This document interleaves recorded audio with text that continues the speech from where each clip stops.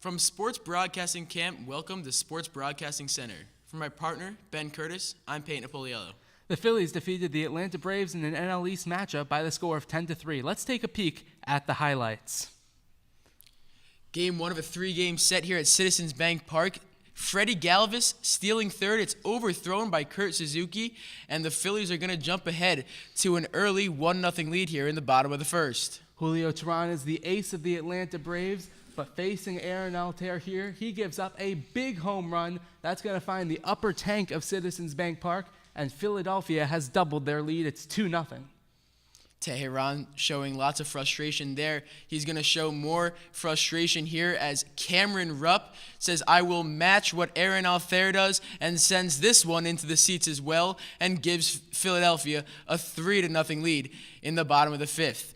Cameron Perkins shows that the team is winning as the Phillies let the fans know what type of game it is. Ty Kelly now up with Freddie Galvis at the plate. Ty Kelly running around first base. He's going to get all the way home after Nick Markakis is unable to make the play. Freddie Galvis is going to motor around to third, and on the throw, it's going to get away, and Galvis is going to score. It's 5-0 Philly here, and Philadelphia coasts to a 10-3 win. Staying with baseball, the MLB trade deadline passed at 4 o'clock Eastern time yesterday, and 2 marquee pitchers were moved. Sonny Gray was traded from the Oakland Athletics to the New York Yankees in exchange for Dustin Fowler, Jorge Mateo, and James Kaprielian.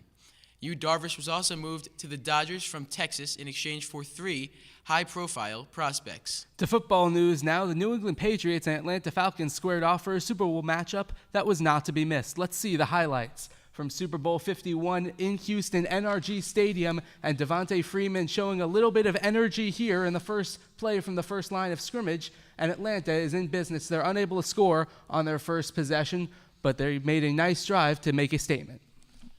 Here is Tom Brady following Atlanta not being able to score, hands it off to LeGarrette Blount, and Blount loses the football. Atlanta jumps on top of it. It is recovered by Robert Alford, and Atlanta will retain possession. Not a great start for the Patriots here in Super Bowl 51. So Atlanta gets the ball back.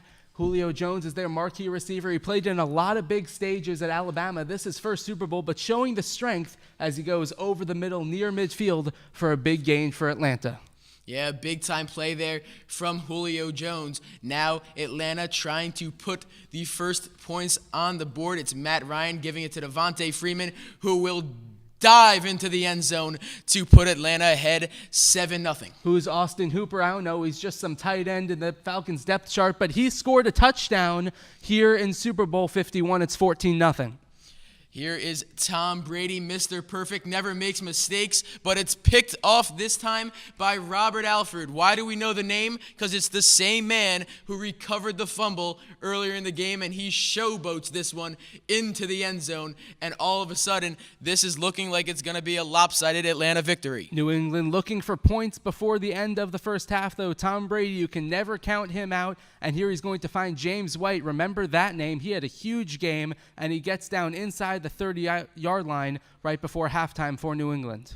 So after White's big reception, it's the man with the iron leg, Stefan Gostkowski, who has nailed 20 straight postseason field goals. And after this one, it's going to be 21 straight, and New England trails 21-3 at the half. After Taylor Gabriel welcomes Malcolm Butler to the second half, the Atlanta Falcons are in business, and Tevin Coleman is going to get in there for the end zone, 28-3, and Atlanta has a huge advantage. Atlanta on top here, looking like there's going to be no turning back, but Tom Brady says, wait, I am the greatest quarterback of all time, and he dives in and gets the 20-yard run for the first down. And now Tom Brady to that man that we were talking about before. James White makes one move and dives into the end zone. We have a ball game. It's only 18 points, 28-10 towards the end of the third quarter. Here is Dante Hightower on that defensive presence. It is Matt Ryan, though, who is going to snap back, and there he is. Dante Hightower hits him, ball's loose, picked up by the Patriots, and they are going to retain possession. Now Tom Brady and the Patriots looking to capitalize, and they find Danny Amendola to make it an even closer game. Now they need the 2-point conversion Tom Brady calls the audible with all the pressure on him. They're going to go into the Wildcat, and James White is going to barrel it in. It's all of a sudden a one-possession game. Matt Ryan trying to answer what Tom Brady and the Patriots did on the last possession. It's Matt Ryan snapping back, looking to throw, scrambling a bit, and he finds Julio Jones, who makes the toe tap grab. The ref comes over, says it's a catch, and Julio Jones showing why he is a top 3 receiver in the league. 1 foot down, 2 foot, holds on to the football. One of the greatest catches that we will see in Super Bowl history. An absolute insane grab in a clutch situation, and Julio Jones comes up big. Speaking of insane grabs and clutch situations, Julian Edelman is going to follow the ball after it gets deflected off of an Atlanta Falcon player. 3 red shirts are grabbing for the ball, but it's Julian Edelman's football, and New England continues to be in possession after that phenomenal catch from Julian Edelman. Lost control of it for a moment, but was able to hang on. You can show from as many different angles as you want, but still one of the most impressive catches in Super Bowl history. And you know that Tom Brady and the Patriots are going to capitalize. James White once again barreling it in from the 1-yard line to make it a 2-point game, and then the 2-point conversion to try to tie it. Danny Amendola on the bubble screen. All this guy does is make catches and make plays in the Super Bowl. It's all tied up at 28.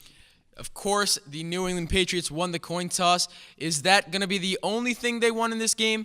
I don't think so. Tom Brady gives it to James White, and just like that, he barrels into the end zone, and your Super Bowl 51 champions are the New England Patriots. Moving to the NBA now, Kyrie Irving told the Cleveland Cavaliers last month that he wants out of Cleveland. Irving, a 4-time All-Star, listed Minnesota, Miami, San Antonio, and New York as desired landing spots. Reports have indicated that 6 teams have made offers for Irving. That's going to wrap it up. Thank you for watching Sports Broadcasting Center. For my partner, Ben Curtis, I'm Peyton Apoliello. Have a great night.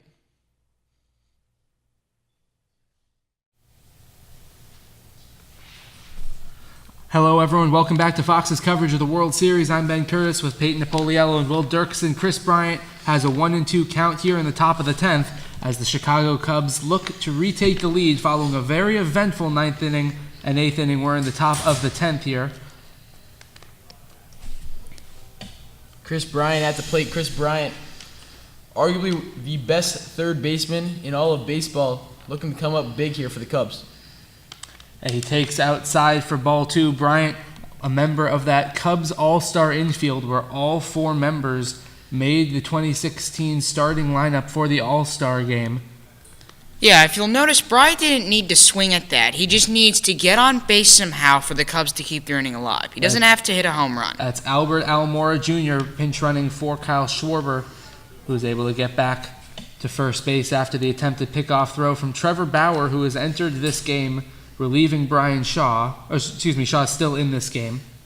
And I like that move for Joe Madden, switching to Almora Jr. I think, you're getting late into the ballgame, top 10, a World Series on the line.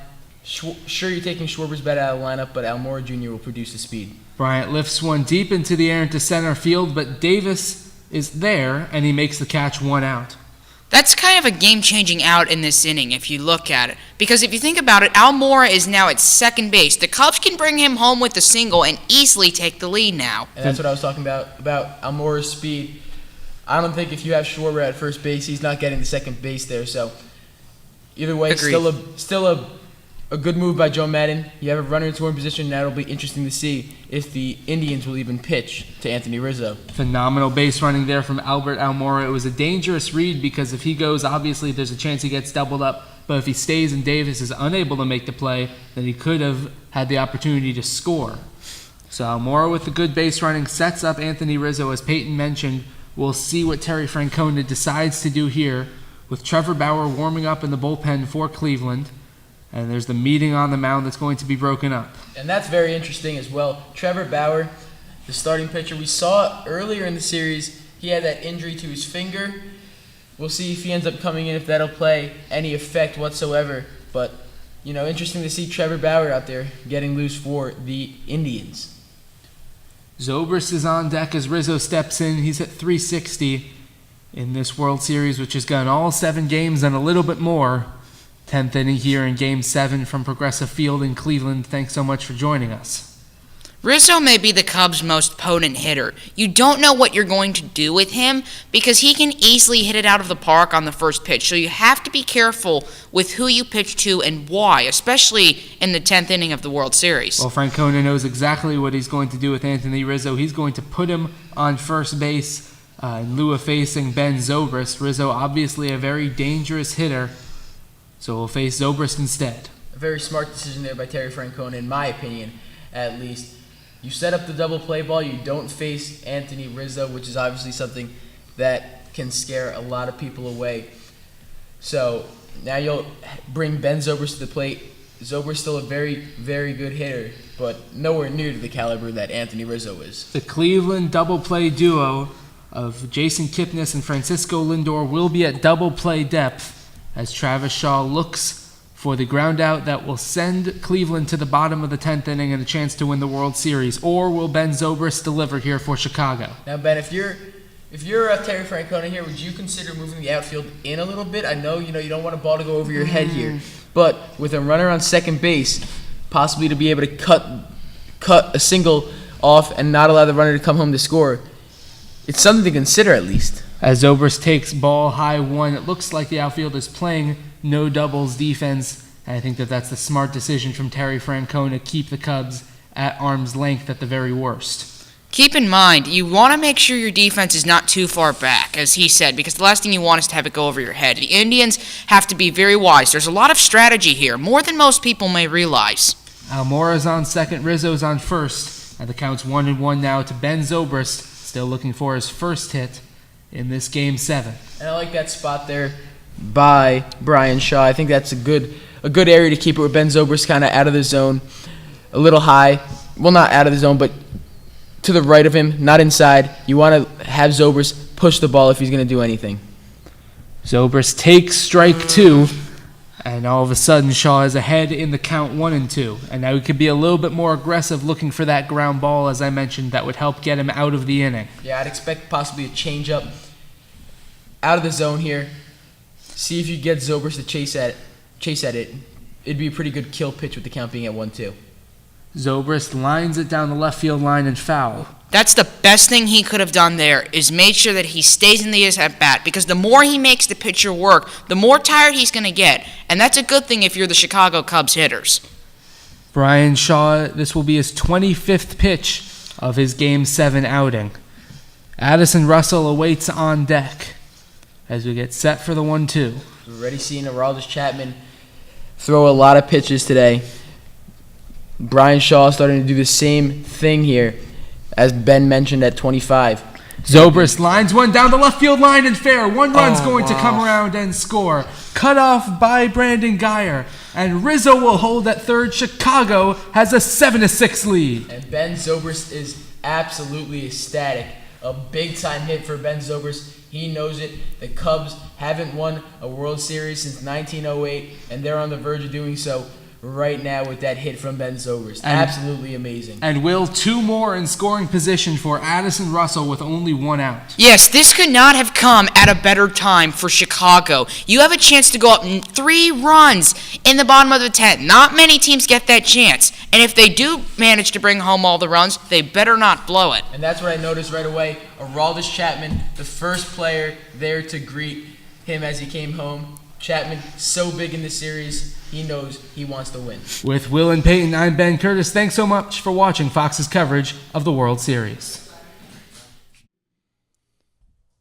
Welcome back to the National Championship. We have Villanova and North Carolina going at it here. Nova up 69-64, 2:20 to play here. Chris Jenkins at the line for a 1-1. So he is off the mark. Rebound is corralled by Bryce Johnson. Here comes the Tar Heels. Ball in the hands of Joel Berry. Makes a move. Drives in. Off the mark. Rebound Oshefu. That was a big missed opportunity for North Carolina. They cut the lead all the way down from 10-5, but they couldn't make it one possession. Archie Diacono with the ball near midcourt. Guarded by Joel Berry. Passes along the wing. Down low, it's Hart. Hart is fouled. Can't finish. But he'll head to the line to shoot 2. Unusual for Villanova to go inside. That's been UNC territory all game long, but the Wildcats are able to get in there. Jay Wright with a phenomenal play drawn up. And Josh Hart, National Player of the Year candidate, a guy Villanova wants to get to the line late in the game. A good play. Head coach Jay Wright would have liked to see him finish it, but either way, 9 points on the day. He's shooting 2 right here. So the first from Hart is off the mark. Well, Wright has taught Hart to be very good from the field, but he's only a 75% free throw shooter. That's not usually the kind of numbers that you see from a guard of this caliber.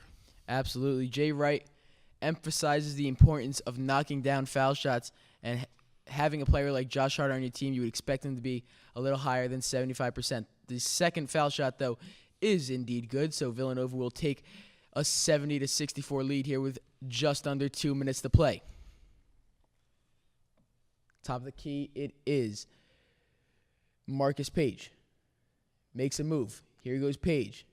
Driving, and he's blocked by Mikal Bridges, the freshman, with a big-time block there on the senior Marcus Page. Well, here comes that paradigm shift again. I mentioned how UNC was going inside all game long, but now they're getting dominated. Page knocks it down from the corner. Timeout called. Marcus Page, the senior, comes up in a big situation there to cut the deficit to just 3. Well, it's been those seniors all game long and all season long for North Carolina. Bryce Johnson and Marcus Page, the 2 seniors, have been phenomenal all year. Johnson, the leader in points per game and rebounds per game for this Tar Heel squad, and they've been carrying UNC all the way. Marcus Page with the big shot. Who's going to be able to pull this one out? It's 70-67. So, Ben, we look at these 2 teams here. 2 pretty evenly matched teams. North Carolina 33-7 on the year. They went 14-4 in conference play. Do you think that they have the upper hand on Nova? Well, I think Villanova has the upper hand just because of the momentum. A 44-point win in the national semifinal, that gets you all the momentum that you need. So I think that Villanova's feeling pretty good about themselves. They beat a powerhouse like Oklahoma in that national semifinal. I think they have the confidence to take this all the way. Absolutely. Villanova's last loss was to Seton Hall in the Big East Tournament Championship. That was one of 2 losses that they had in conference play. Here is Arcidiacono. Trapped, and he throws it away, and it'll be Villanova ball.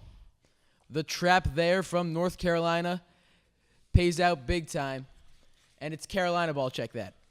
Unusual from Arcidiacono, the senior, to make such an immature move. He had options open, but looked to go inside. It cost him dearly. Arcidiacono, not one to usually make mistakes. Villanova knows him as Mr. Perfect. Not so perfect on that position. There's Bryce Johnson down low off the bank and in. And this is a 1-point game. A minute to play here in the national championship. Bryce Johnson, the senior, with 14. And that's going to be another timeout. How these 2 head coaches manage their timeouts will be extremely important. Got Roy Williams on one side, Jay Wright on the other. 2 guys that will both eventually be in the National Basketball Hall of Fame. And is that exactly as you said? These 2 guys know how to manage their timeouts correctly. You see North Carolina with 2 timeouts left, Villanova with 1. They know that they need to have these timeouts here near the end of the game. That's what they are doing right now, and it's paying off for them. It's 70-69. We have ourselves a dogfight here. Well, North Carolina, remember, was down 10 earlier in the game. They've managed to climb their way back to make it a 1-pointer. Both teams are in the double bonus, so this could turn out to who hits their free throws. Absolutely. We got 60 seconds to play here. One team is going to be crowned national champions. Other team is going to have a heartbreaking defeat. It is Jenkins to inbound. Ball is in the hands of the sophomore Phil Booth. Now it's Arcidiacono with it, the senior. Gets a screen from Jenkins. Now Jenkins has the ball. Dumps it off to Booth. We got 10 to go on the shot clock.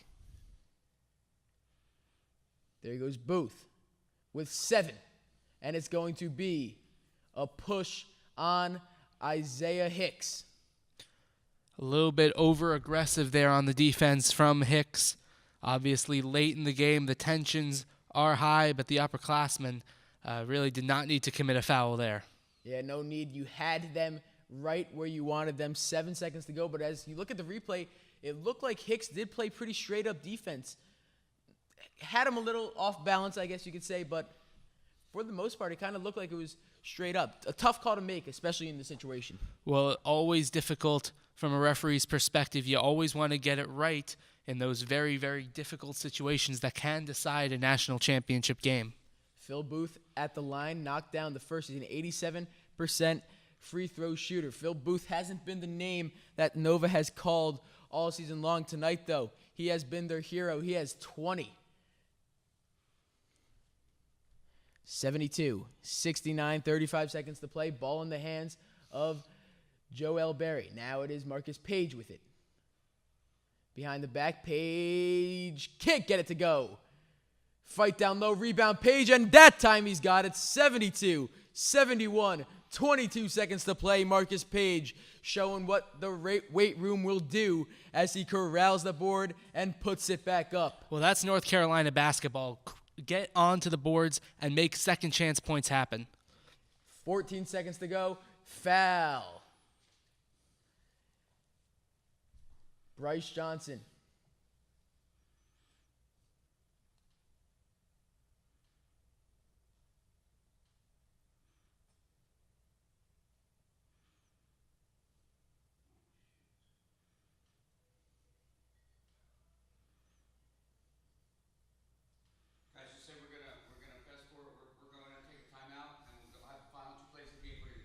We're going to take a timeout. We'll have the final 2 plays of the game for you in a moment.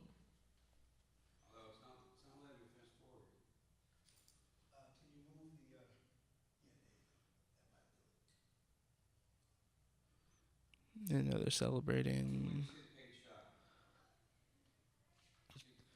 Try dragging the little red bar.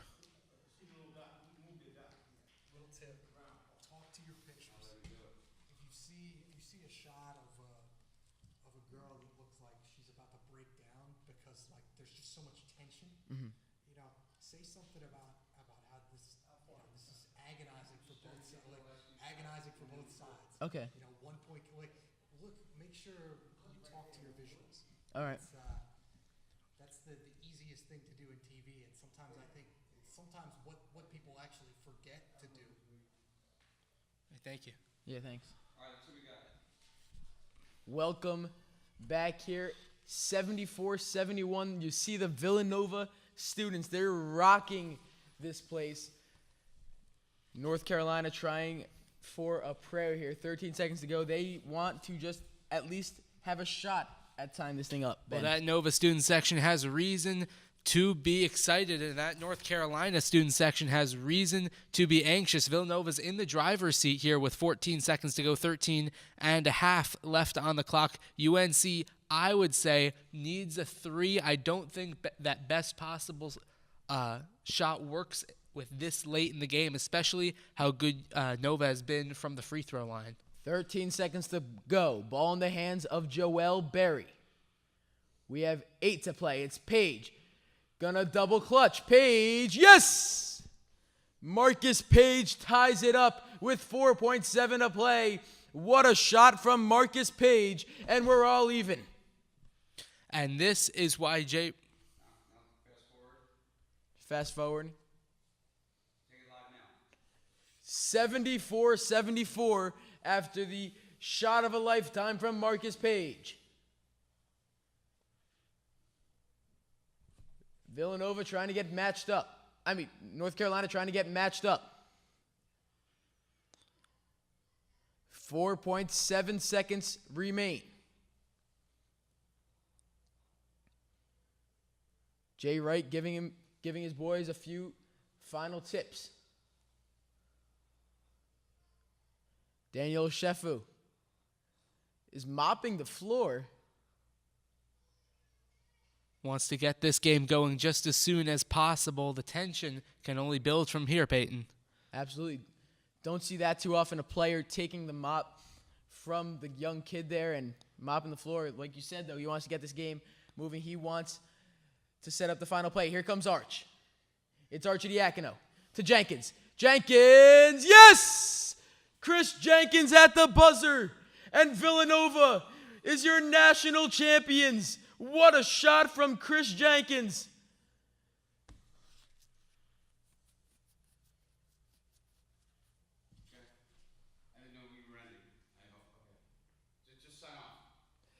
That's all, folks. Villanova is your national champion, 77-74. I'm Peyton Napoliello. Ben Curtis, thank you for watching. Good job. Good job.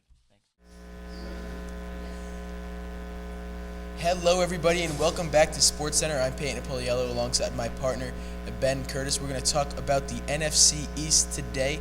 Ben, how do you see Dez Bryant doing for the Cowboys this year after having quite a down year last year? Well, I think Dez is only as good as the balance of the attack of the Dallas Cowboys. I think it is very important for Dez that Ezekiel Elliott and the Dallas Cowboys ground game is going strong, because that offense needs to be balanced. With that offensive line, they have the chance to be one of the best in football. Do you see Ezekiel Elliott getting suspended for Dallas to start the season? And if he does, how much does this factor what Dallas does throughout the year? Well, I think he'll be suspended for one game, and I don't think it'll be that much of an impact for Dallas, but I do think that it's going to throw Dak Prescott right into the middle of the fire in game one. Without that strong play from Ezekiel Elliott, he will have to use his other options. I think it will be a very good test for the sophomore. And for the New York Giants, Odell Beckham Jr., 2 career years for him to start his NFL career. How do you see him doing this year, and what do you see the Giants doing in general? Well, I think the Giants are going to be the best team in the NFC East this year, and I think Odell Beckham Jr. is going to have a phenomenal year with Eli Manning throwing to him. I like the balance that Sterling Shepard provides in the wide receiving core. I think Odell Beckham Jr. is going to have a phenomenal season this year. We have some breaking news coming in here to ESPN. The International Olympic Committee has changed their mind and taken away Los Angeles as the host city for 2024. Sydney, Australia will now host. This is some big news. The Olympics, one of the biggest events in the entire world. Everybody watches it. It's upsetting now, but the city of Sydney, Australia has to be thrilled that the Olympics will be coming there in 2024. Absolutely. They did a great job with it back in 2000. That was the start of Michael Phelps and his rise to fame. The United States is most likely going to host, in large part, the World Cup in 2026. All sorts of financial questions about how they're going to do that. They're hosting 60 of the 80 games. That's the proposed bid that is likely to be green-lighted by FIFA. But here with the International Olympic Committee, they clearly saw something in Los Angeles that they didn't like. Remember, Boston earlier had a 2024 bid, but they pulled out. So Los Angeles, once again, the United States unable to secure an Olympic bid. Quite upsetting for the city of Los Angeles. The city of Australia, though, very, very happy about this news. That's all the time we have for today. Thank you guys for tuning in. We're going to go to commercial. Australia, your 2024 host city for the Olympics. The Philadelphia Union returned home following a disappointing 3-0 loss to New England Revolution, still missing 2016 Goalkeeper of the Year Andre Blake. Blake, who suffered a hand injury in the Gold Cup final, was a key part in the Union securing a playoff berth last year. But I spoke with manager Jim Curtin, and he told me that he was very confident in backup John McCarthy. In Philadelphia, I'm Ben Curtis, ESPN.